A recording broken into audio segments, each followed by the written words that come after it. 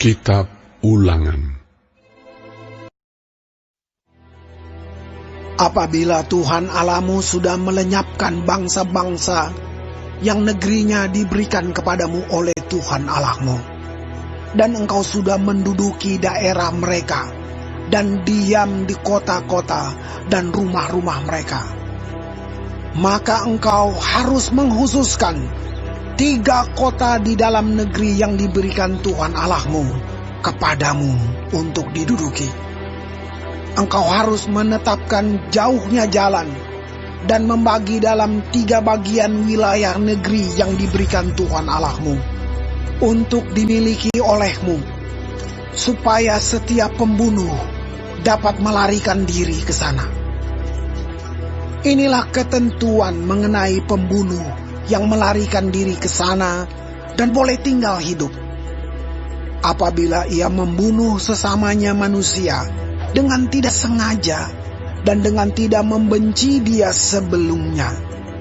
Misalnya, apabila seseorang pergi ke hutan dengan temannya untuk membelah kayu, ketika tangannya mengayunkan kapak untuk menebang pohon kayu, mata kapak terlucut dari gagangnya, lalu mengenai temannya sehingga mati, maka ia boleh melarikan diri ke salah satu kota itu dan tinggal hidup.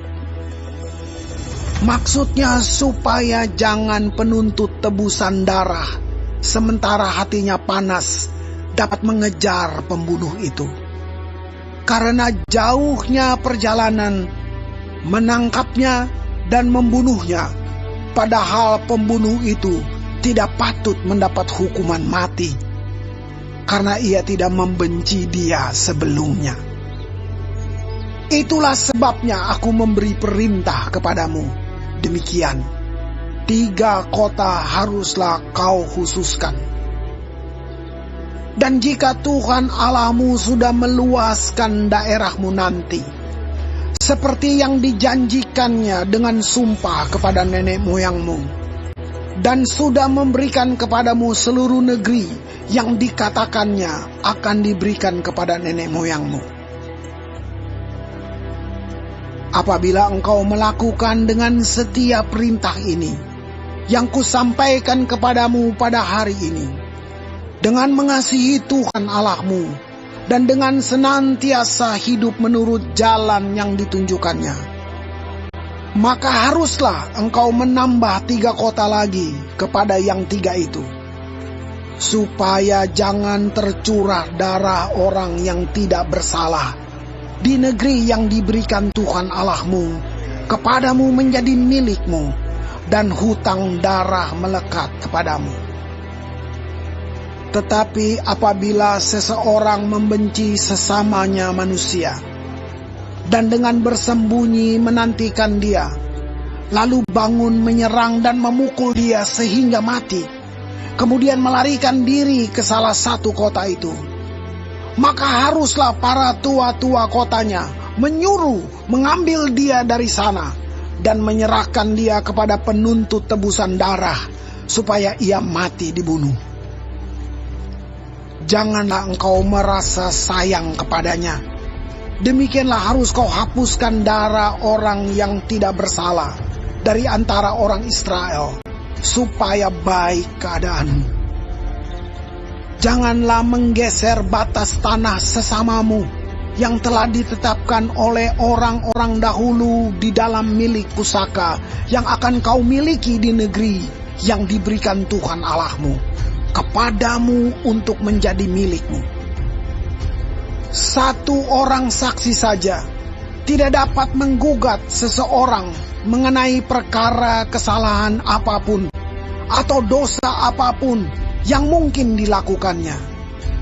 Baru atas keterangan 2 atau 3 orang saksi, perkara itu tidak disangsikan. Apabila seorang saksi jahat menggugat seseorang untuk menuduh dia mengenai suatu pelanggaran, maka kedua orang yang mempunyai perkara itu haruslah berdiri di hadapan Tuhan, di hadapan imam-imam dan hakim-hakim yang ada pada waktu itu. maka hakim-hakim itu harus memeriksanya baik-baik.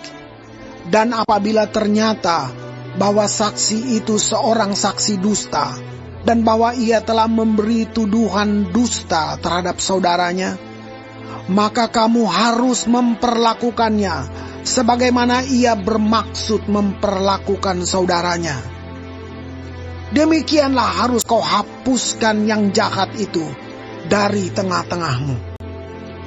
Maka orang-orang lain akan mendengar dan menjadi takut, sehingga mereka tidak akan melakukan lagi perbuatan jahat seperti itu di tengah-tengahmu.